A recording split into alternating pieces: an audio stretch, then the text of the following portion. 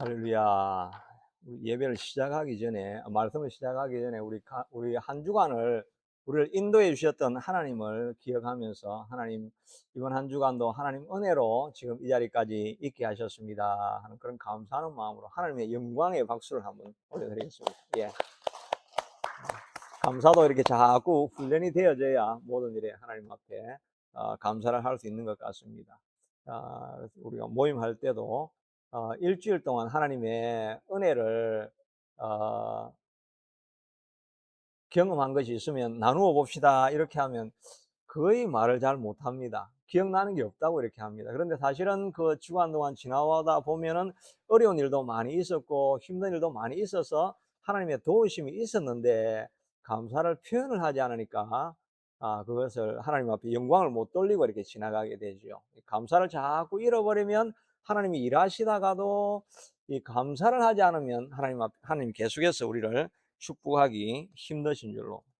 그래서 우리가 감사하는 습관을 꼭 기르는 마음으로 이제 예배 시작하기 전에 한 주간을 돌아보면서 하나님 감사합니다는 박수를 올려드리기를 원합니다. 이번 주 어제죠. 어제 제가 아침 기도에 본문 말씀이 시편 49편에 있는 말씀이었습니다.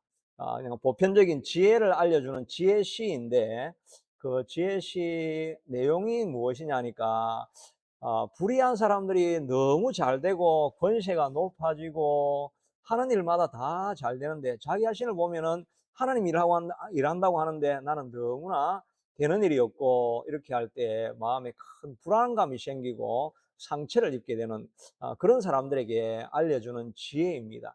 이 땅에서 사람들이 많은 재물을 모으고 많은 권세를 누리고 잘 사는 것 같지만 그러나 영원을 위해서 준비하지 않고 살아가는 삶은 의미가 없는 삶이다. 그걸 깨닫지 못하는 사람들은 마치 멸망하는 짐승과 같다라고 이렇게 표현하고 있는 그 본문입니다.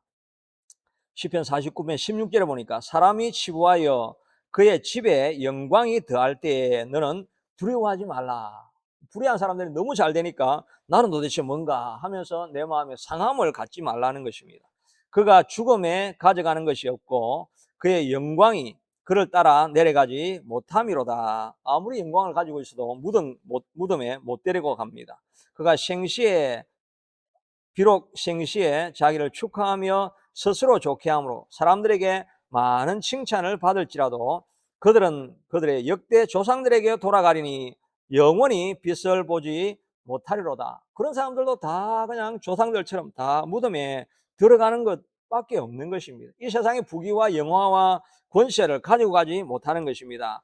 존귀하나 깨닫지 못하는 사람은 멸망하는 짐승과 같도다. 이것을 우리가 깨닫고 살아야 된다는 것입니다. 그러니까 우리가 이 땅을 살아가면서 가장 의미 있게 살아간 사람은 이 땅에서 얼마나 성공하고 부와 명예를 누렸는가 하는 것이 아니라 영원을 우리가 얼마나 준비하고 살았는가, 그 사람이 가장 인생을 잘 산 사람이 되는 것입니다. 그런데 부와 명예와 권세를 가지고 그것을 깨닫지 못하는 자는 존귀하나 깨닫지 못하는 자는 멸망하는 짐승이나 다를 바 없다. 바보와 같은 삶을 살아가고 있는 것이다. 이렇게 말해주고 있는 것을 생각할 때 우리의 많은 삶이 너무 세상에 여기 몰두해 살아가지 말고 하나님이 우리에게 주신 사명, 또 하나님이 우리를 통해서 영원을 소개하라고 한 그런 사람들에게 복음과 영생하는 길을 소개하는 인생이 된다고 한다면 그것이 참 복된 인생이겠다는 생각을 해보게 됩니다. 어느 격언에 이런 말이 있더라고요.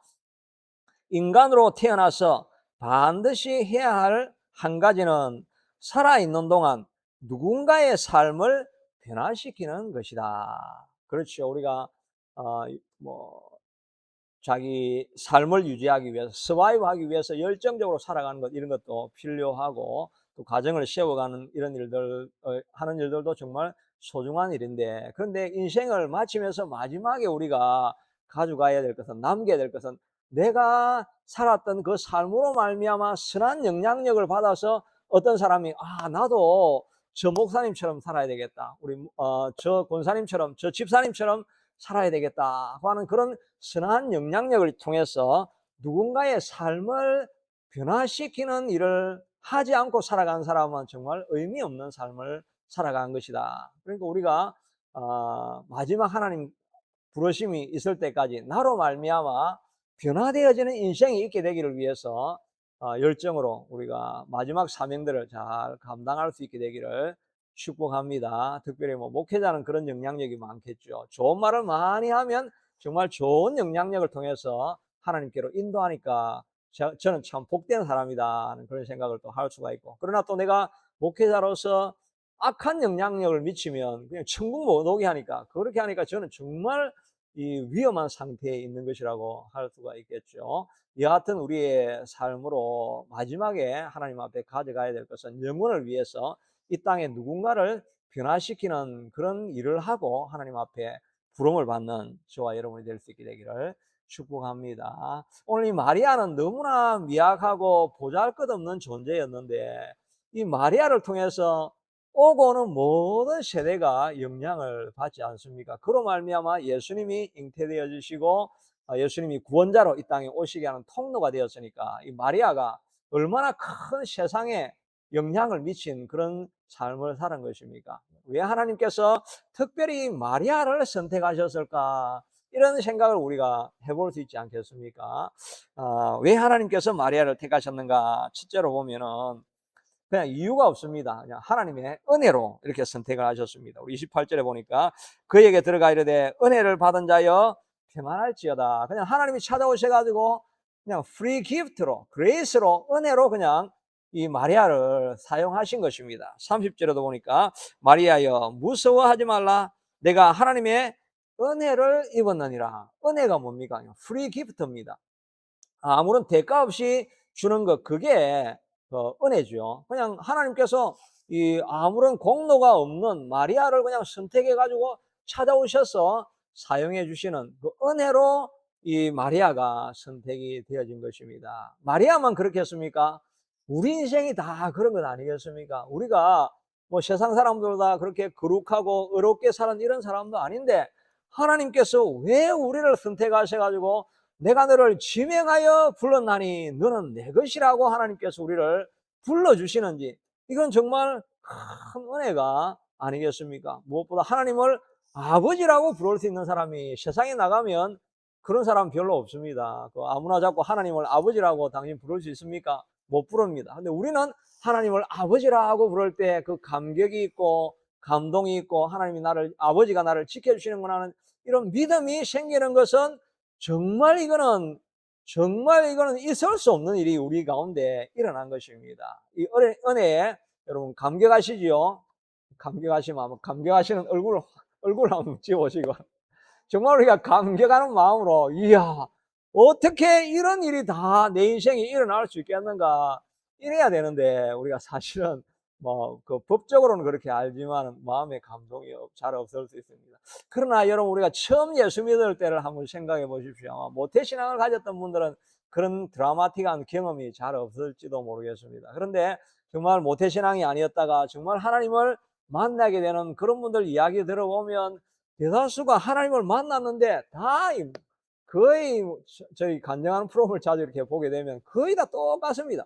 눈물이 흘러내리는데 이 눈물을 주체할 수가 없는 거죠. 다른 사람이 볼까봐 너무너무 그냥 창피할 정도로 눈물이 흘러내리는데, 이거를 어떻게 뭐 감당할 수 없는 눈물이고, 내 안에 이렇게 눈물이 많이 있었는가 하는데 그냥 눈물이 계속 흘러내린다고 하는 이야기가 거의 대다수의 사람들 간증 들어보면 그렇게 다들 이렇게 이야기하시는 것을 보게 됩니다. 첫사랑을 처음으로 예수님을 만났을 때, 그때 우리가 정말 비로소 와, 내가 죄인이었구나, 나 같은 죄인인데 예수님이 왜 나를, why me, 왜 내게 이런 고통을 주시는가가 아니고 why me, 왜 내게 이렇게 큰 은혜를 부어주셨는가, 이걸 주체할 수 없는 감동과 감격이 흘러내리는데, 이게 하루 이틀 지나는 게 아니고 뭐 몇 개월씩 이렇게 눈물을 흘리면서 감사할 때가 있게 되는 거죠. 그러니까 뭐 예수님 이야기만 해도, 말만 해도 막 눈물이 막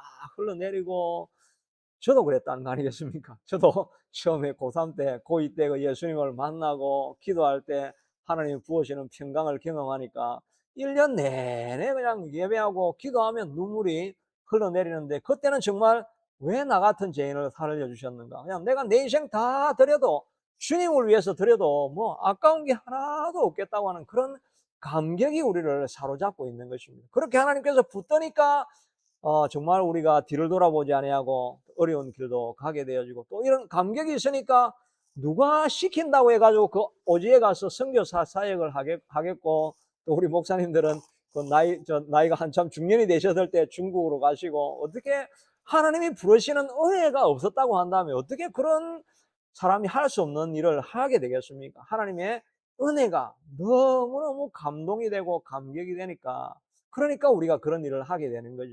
하나님께서 우리 교회를 붙들어가는 것은 바로 이 프리 기프트로 주시는, 왜 나 같은 자를 위해서 예수님이 십자가를 지시고 모진 고통을 당하셔서 나를 위해서, 내 죄를 위해서 죽으셨는가 하는 그것이 그냥 2000년 전의 사건이 아니라 지금 내게도 너무나 선명하게 들리니까, 그 감동 때문에, 그 감격으로 우리가 지금까지 이 하나님 일을 감당하고 지금까지 지내온 것이 아니겠습니까?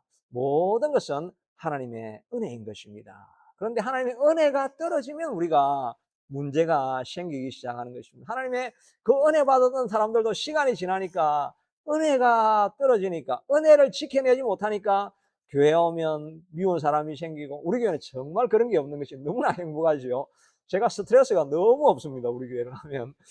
그런데 우리 어떤 교회는 가면 갈등이 일어나고 은혜가 떨어지면 그런 문제가 생기게 되는 거죠. 다윗도 그렇게 하나님의 은혜를 감격해 하다가 바세바 사건으로 말미암아 죄를 짓고 난 이후에 시편 57편에 그렇게 51편에 그렇게 이야기하죠. 제가 처음 시작할 때 읽었던 본문입니다. 주여, 나를 주 앞에서 쫓아내지 마시며 주의 성령을 내게 거두지 마소서. 주의 구원의 즐거움을 내게 회복시켜 주시고 자원하는 심령을 주사 나를 붙드소서. 이 다윗도 자기가 처음 구원받았을 때, 성령을 처음 경험했을 때 그 뜨거운 감동과 구원의 즐거움을 알고 있으니까, 하나님이여, 근데 죄를 짓고 나니까 구원의 즐거움이 다 떠나가 보니까 내 뼈가 마르나이다. 이 정말 팍팍한 이런 인생을 살아가니까, 하나님 내게 그때 그 구원의 감격을 다시 한번 회복시켜 주시오. 구원의 감격이 있으면 어떻게 되겠습니까? 자원하는 심령이 생겨서, 누가 하라고 하지도 않는데 말리는데도 불구하고 그냥 내가 내 있는 거 다 모아가지고 교회 전을 짓기 위해서 내가 다 바치겠다라고 하는 자원하는 심령이 막 일어나게 되는, 이 구원의 즐거움을 회복시켜 달라고 기도하고 있지 않습니까? 우리 새찬빛 교회도 예배하다가 하나님의 은혜를 경험함으로 말미암아서 우리 속에서 이런 자원하는 심령이 일어나고 구원의 즐거움과 구원의 감격과 기쁨이 회복되어지는 그런 교회가 되어질 수 있게 되기를 축복합니다. 그런 예배가 될 수 있게 되도록 또 여러분들도 위해서 많이 기도해 주시기를 바랍니다. 예배할 때 정말 성령의 강한 역사를 통해 가지고 우리가 다시 한번 통회하고 자복하면서 첫사랑을 회복하고 하나님 앞에 받았던 구원의 감격으로 우리가 살아갈 수 있는 그런 사람이, 그런 예배가 교회가 될 수 있게 되기를 바랍니다. 우리가 이 은혜를 자꾸 경험해야 됩니다. 은혜를 자꾸 경험하면 어떻게 되겠습니까? 자꾸 경험하면 우리도 은혜로운 사람이 됩니다. 내가 공짜로 자꾸 받다 보면 그냥 다른 사람에게서 막 주고 싶은 마음이 막 생깁니다. 우리 지난주에 우리 예배에 같이 동참했던 제 선배라고 하시는 분 계시죠. 그분도 정말 가난한 그 판자촌에 이렇게 살았거든요. 우리가 이제 집을 우리 집에서 우리 서남국민학교인데, 서남국민학교를 지나가려고 하면 산을 하나 넘어야 됩니다. 근데 산을 넘다 보면 거기에 그 예, 판자로 이렇게 지어놓은 그런 집들이 몇 개 있는데, 그분이 거기에 사셨던 분입니다. 이분도 얼마나 신앙을 진짜 그 많은 은혜를 받고 이렇게 지냈는지, 그 자기 아버지가 얘를 잡고 교회를 가니까 작두에다가 아버지도 대단해, 작두에다가 애 목을 딱 넣어놓고 너 교회 갈래 죽을래 그렇게 했는데요. 교회 안 간다는 이야기도 못 하겠고, 또 교회 간다고 하면 목이 잘리니까 그 말도 못 하겠고, 아버지 하면서 이렇게 눈물 흘리고 많이 울었고 뭐 그래가지고 이분도 와서 교회에서 그렇게 많이 울고, 또 그 감동을 아니까 그 목회자들도 그 집안을 위해서 그렇게 많이 기도를 해가지고 그 판자촌에서 유학 오셔가지고 그 미시간 스테이트 유니버시티에서 박사학위를 하시고 그 다른 전공을 했는데 거기서 이제 다시 목회한다고 다시 또 신학교 들어가셔가지고 지금 그 텍사스에 있는 뉴올리언스에서 목회하시다 지금 리타이어 하셨는데 상당히 그 우리 교회에서는 좀 레전드라고 하죠. 정말 전설적인 그런 신앙을 가졌는데 하나님 앞에 이렇게 헌신하고 생명을 다하니까 또 그분이 또 어떤 일이 있었냐니까 교회를 자꾸 다니니까 자기 아버지가 자기 형인데 가라고 서울에 보냈습니다. 서울에 보냈는데 이분이 그때 뭐 중학생이었는지 모르겠는데 교회를 가려고 서울에서 부산까지 그 경부선을 따라가지고 하여튼 몇 박 몇 시를 지났겠죠. 교회 가서 먹을 거 없으면 교회 가서 구걸해서 얻어먹고 이래가지고 그래가지고 다시 집으로 내려와가지고 또 예배하러 오신 분입니다.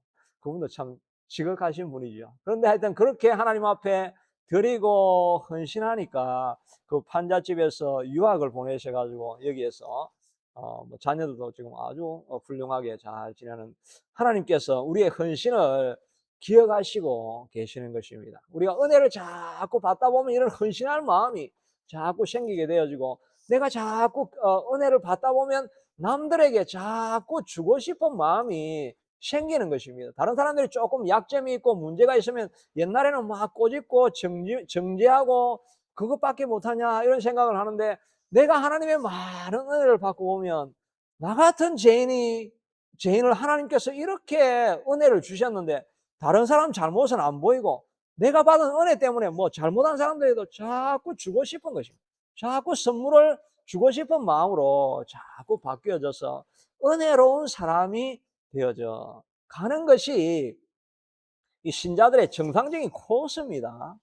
그런데 세월이 자꾸 지날수록 마음이 강팍해지고 고집스러워지고 나이가 들수록 자꾸 고집스러워가지고 문제가 자꾸 생기고 이런 경우들도 우리 교회는 절대 없지만 저 북쪽의 어느 교회는 그런 사람들이 있다고 합니다.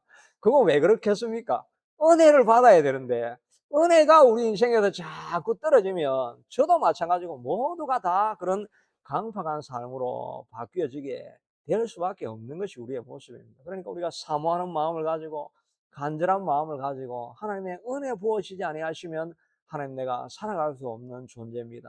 구원의 즐거움을 다시 회복시켜 주시고 예배의 기쁨을 회복시켜 주시고 하나님의 능력을 다시 경험할 수 있게 해달라고 간절한 마음으로 기도하는 우리가 되어야 할 것입니다. 또 하나님께서 이 마리아를 선택하신 이유는 가난하기 때문에 가난한 마음을 가졌기 때문에 가장 낮은 자리에 있기 때문에 이 마리아를 선택한 것입니다. 마리아나 요셉은 다 다윗 집안이지요. 다윗 집안은 어디에 살아야 됩니까? 다윗의 고향이 베들레헴인데 저 북쪽에 갈릴리까지 올라갔습니다. 북쪽은 갈릴리는 다 변방 이방의 땅 아닙니까? 유다 땅이나 베들레헴이 안 살아도 유다 땅에 살아야 되는데 밀리고 쫓기고 하다 보니까 저 구석에 가가지고 갈릴리에 사는데 갈릴리의 큰 도시는 가브나움 아닙니까? 근데 가브나움에 사는 것이 아니고 가브나움에서 더 떨어져 가지고 나사렛에 살았는데 그 나사렛이라는 동네는 한 200명에서 400명 정도의 마을 인구가 있는 그런 도시였다고 합니다. 그래 너무나 작은 거기서 낮고 낮아진 자리에 있는 아무런 볼품이 없고 능력이 없는 그런 존재를 하나님께서 찾아가시고 그런 사람들을 통해서 하나님께서 일하시게 된다는 것입니다. 하나님이 때로는 우리를 낮추실 때가 있지요. 낮추시는 이유는 낮아져야 하나님께서 비로소 우리를 통해서 일하실 수 있기 때문입니다. 내가 재능이 뛰어나고 내가 가진 것이 풍부하고 그러면 우리가 하나님 의지하겠습니까? 가장 낮은 자리에 들어가니까 하나님을 붙들 수밖에 없고 그러니까 하나님께서 그 사람들을 사용해 주신 낮아진 마음이 있는 곳에 있는 사람을 사용해 주십니다. 고린도전서 1장 26절 이후에도 고린도 교회만 뭐 한정되었다기보다는 온 교우들에게 한정되는 같은 적용이 되겠죠. 형제들아 너희를 부르심을 보라. 육체를 따라 지혜로운 자가 많지 않으며 능한 자가 많지 않으며 문벌 좋은 자가 많지 아니하도다. 그러나 하나님께서 세상에 미련한 것들을 택하사 지혜 있는 자들을 부끄럽게 하시려고 세상의 약한 자들을 택하사 강한 것을 부끄럽게 하려 하시며 하나님께서 세상의 천한 것들과 멸시받는 것들과 없는 것들을 택하사 택하시는 것 없는 것들을 택하사 있는 것들을 폐하려 하시나니 이는 아무 육체도 하나님 앞에서 자랑하지 못하게 하려 하심이라. 이 복음이 시작되어지는 건 다 이렇게 시작이 되죠. 로마 사회 안에도 또 고린도 교회 안에도 이미 기득권 세력은 예수님을 안 믿었습니다. 로마에서 노예로 고난당하고 있는 사람들이 다 와서 마음이 가난해지니까, 붙들이가 하나님밖에 없으니까 그 사람들이 예수를 믿게 되지요. 한국 교회도 처음 들어와서 다 누가 부유한 귀족들이 예수를 믿었습니까? 가난하고 백정들, 천민들 이런 사람들이 다 마음이 가난하니까 하나님을 붙들고 예수님밖에 의지할 수 없다라고 생각해서 그분들이 예수님을 믿게 되어지고, 그분들이 더 나아지니까 그분들을 통해서 세상을 다스리는 사람들도 나오게 되어지죠. 처음은 다 이렇게 마음이 가난한 사람들과 하나님께서 일하십니다. 그러니까 하나님은 꼭 가난한 자, 또 없는 자, 권세 없는 자, 공부 못하는 자 이런 사람들만 통해 가지고 일하신다는 그런 말씀이 아니죠. 그럼 부자들에게는 부당하잖아요. not fair 하잖아요. 부자들도, 가난한 사람도 마음이 엄청 강팍한 사람들이 진짜 많습니다. 그러니까 그 사람들 보면 야, 너는 진짜 가난할 수밖에 없겠다. 그런 강팍한 사람들도 있고, 또 부유하지만 정말 마음이 너무 겸손하고 또 여러 가지 환경 때문에 정말 가난한 마음을 가지고 살아가고 있는 그런 사람들도 있습니다. 하나님이 일하시는 분은 이런 가난한 심령을 가지고 있는 사람, 하나님만을 전심으로 붙들고 있는 사람, 그런 사람이 하나님께서 찾아가셔서 사용하여 주시는 줄로 믿습니다. 우리의 마음도 늘 하나님 앞에 정말 하나님만 의지할 것밖에 없습니다. 이런 가난한 마음을 늘 가질 수 있게 되기를 축복합니다. 하나님 앞에 쓰임 받았던 사람들, 모세도 40에 그냥 세상 권력을 다 가지고 있을 때는 아무리 권력이 있어도 하나님 일을 못했습니다. 80세에 나는 목동이고 말도 제대로 하지 못하는 더듬이고, 이러니까 하나님께서 그를 사용하시지요. 아브라함도 나이가 다 들어서 사용하셨죠. 영국 교회에서 쓰임 받았던 찰스 스펄전이라고 하는 그 설교의 황태자라고 부르는 분이 있죠. 그분이 1800년대 메트로폴리탄 런던에 있는 교회를 세웠는데, 한 1800년대 한 5천, 6천 명 들어가는 교회를 했으니까 정말 크게 쓰임 받았던 분이십니다. 저도 그분 책을 하나 번역한 게 있는데, 설교문을 이렇게 번역한 게 있는데, 설교는 엄청나게 어렵게 하던데, 하여튼 그 당시에는 뭐 수많은 사람들이 그분을 통해서 영향력을 입었는데, 근데 이분이 엄청난 많은 질병을 가지고 있었습니다. 통풍이 너무너무 심해가지고 관절마다만 너무나 뼈가 다 아리는데 마치 톱으로 뼈를 사르는 것 같은 그런 고통이 24시간 계속 되었다고 합니다. 그리고 신장도 많이 손상이 되어져 가지고 독을 다 배출을 해야 되는데 독이 배출이 안 되니까 늘 몸은 붓고 두통 뭐 이런 것으로 늘 고통을 앓게 되니까, 이분이 그렇게 유명한 설교자임에도 불구하고 깊은 우울증의 시간을 많이, 평생을 그것 때문에 고통을 많이 당했다고 합니다. 다른 사람들에게 희망을 가지려고 하면서 자기는 그 우울증을 끊임없이 겪어갔던, 그렇게 너무나 고통스러우니까, 그러니까 이분이 하나님을 안 붙들 수가 없는 것입니다. 하나님을 정말 붙들어, 그 설교 강단에 설 때마다 하나님, 나는 아무것도 아닙니다. 하나님이 사용하지 않으면 나는 그냥 허수아비 먼지 조각밖에 안 됩니다. 하나님 도와주세요. 이런 갈급한 심령을 가지고 그렇게 설교를 하니까, 또 고통받는 사람들이, 자기가 고통을 받으니까 고통받는 사람의 마음을 간절하게 이해를 하니까 그 사람들을 회복시키려고 하는 그런 절박한 심령을 가지고 말씀을 전할 때, 그러니까 수많은 사람들이 찾아오게 되지요. 우리 나이가 드셔가지고 그렇게 유명하게 쓰였던 분들이 편안하니까 실수를 하는 경우들을 많이 보지요. 마음이 가난해지지 않으니까 실수하게 되죠. 그런데 죽을 때까지 이런 질병으로 고통을 당하니까, 자기는 고통을 당하지만 바울이 말한 것처럼 사망은 자기에게 역사하고 생명이 다른 사람들에게 역사하는 것처럼 많은 고난을 가지고 있으니까 그 고난을 통해서 수많은 사람들이 복을 누리는 도구로 사용해 주시게 되는 것입니다. 오늘 목사님도 설교를 하러 갔는데, 이분이 저혈당인데 아프리카에 가서 이제 설교를 했는데, 뭐 아프리카 유명하니까 막 한 100만 정도 가까이가 막 모였다고 합니다. 설교를 하기에 막 얼마 전에 저혈당이 갑자기 가져와 쇼크가 온 겁니다. 그러니까 그때는 옛날에는 그걸 알아서 뭐 초콜릿이나 캔디라도 좀 가지고 있었으면 좀 회복이 됐을 거라고 하는데 그 당시엔 그런 준비도 안 돼. 설교하러 강단에 나가야 되는데 일어설 수가 없는 것입니다. 대통령도 와 있고 뭐 강요들도 딱 와 있는데 설교를 하러 나가야 되는데 걸어갈 힘이 없는 거예요. 그러니까 나가가지고 이제 대통령이 목례를 하고 그 다음에 이렇게 강단으로 가야 되는데 목례를 할 힘이 없으니까 그냥 그 섰다가 그냥 주저앉은 겁니다. 그러니까 이 대통령은 아니 아이고 이 뭐 저한테 절을 할 것까지 필요는 없는데 일어나시라고 그래가지고 자기는 쓰러진 건데 이 사람은 또 자기한테 절하는 줄 알고 강단에 갔는데 강단을 안 넘어지려고 꽉 붙잡고 있기는 했는데 말이 안 나오는 거예요. 그러니까 말을 막 개미 소리 같이 그냥 조그만 소리로 천천히 한 20분 정도 설교를 했다고 합니다. 자기는 죽다가 살아나오는 그런 경험을 했는데 앉아있는 모든 성도들은 지죽은 듯이 조용하면서 야 정말 영험하신 분들은 설교로 소리를 안 치는구나. 그냥 조용하게 말씀을 하시고요. 그래가지고 또 은혜를 받았는데 그런 가난한 마음, 절박한 마음, 나는 아무것도 아니고 오직 하나님이 일하셔야만 됩니다는 그런 하나님을 사모하는 마음으로 전하는 메시지가 되니까 거기에 수많은 역사가 일어나서 자기 경험상에도 이렇게 많은 기적이 일어난 것은 그 당시가 처음이었다고 이렇게 말하는. 우리가 강하면 하나님 우리를 사용하실 수가 없습니다. 우리는 아무것도 아닙니다. 하나님, 우리는 정말 하나님 없이는 한 걸음도 옮길 수 없는 미약한 존재입니다. 이런 가난한 심령이 되어져야 되겠습니다. 그런 가난한 심령을 달라고 우리가 하나님 앞에 기도하는 마음이 있어야 되겠죠.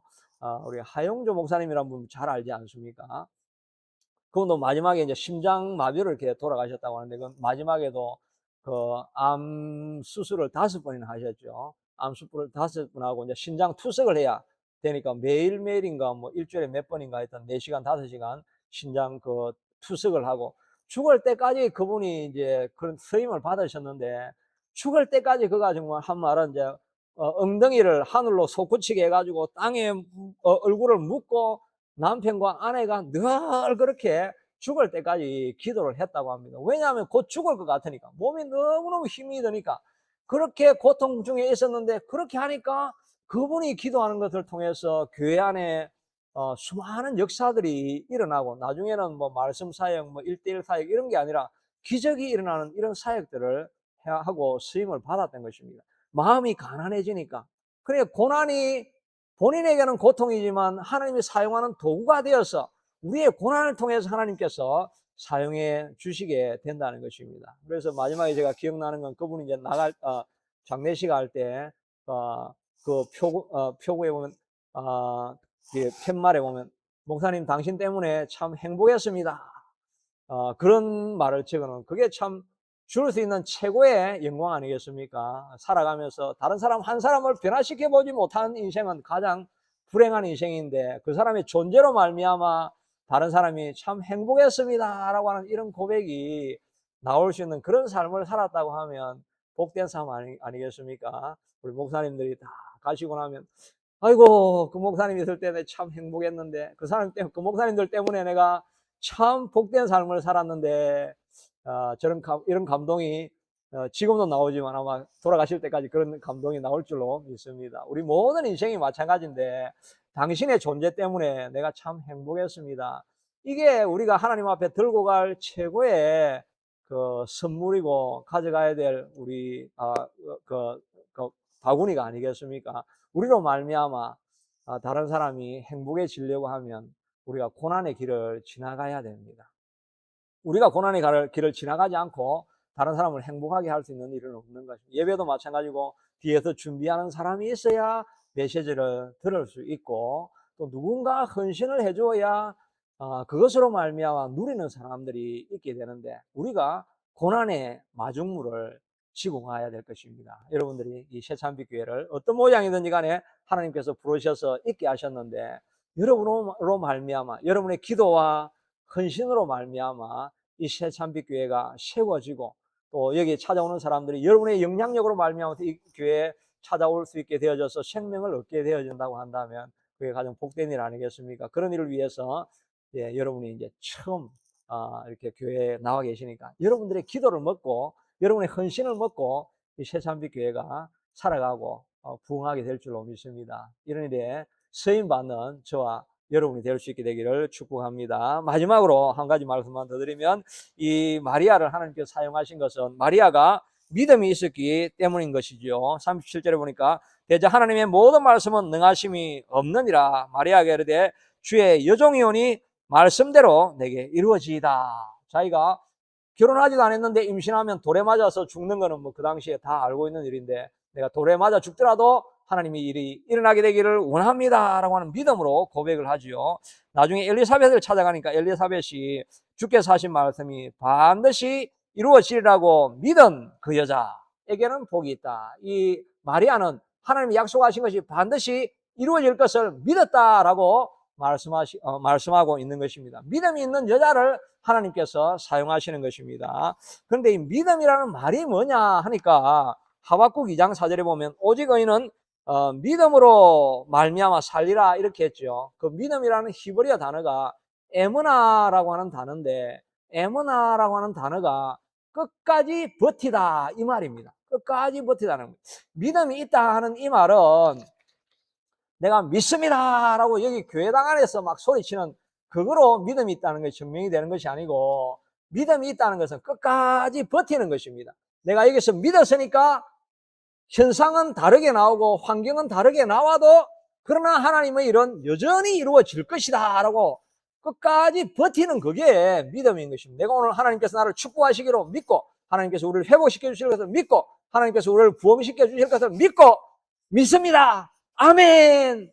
이렇게 아멘 한다고 끝나는 것이 아니라 그 다음에 믿음으로 나아갔는데 그 다음에도 변화가 아니라고 이렇게 하지만 끝까지 버티는 것입니다. 여리고성을 13바퀴를 돌지 않습니까? 끝까지 버티고 마지막에 13바퀴 돌았는데도 안 무너졌을 때 마지막에 여리고성이 무너졌다라고 외칠 때, 그때 마지막에 갔어야 진짜 믿음대로 그 성이 무너지지 않았습니까? 믿음이라는 것은 끝까지 버티는 것입니다. 변화가 안 일어나도 하나님이 약속하신 것은 그대로 이루어진다는 것을 믿고 끝까지 버텨서 승리하시는 저와 여러분이 될 수 있게 되기를 축복합니다.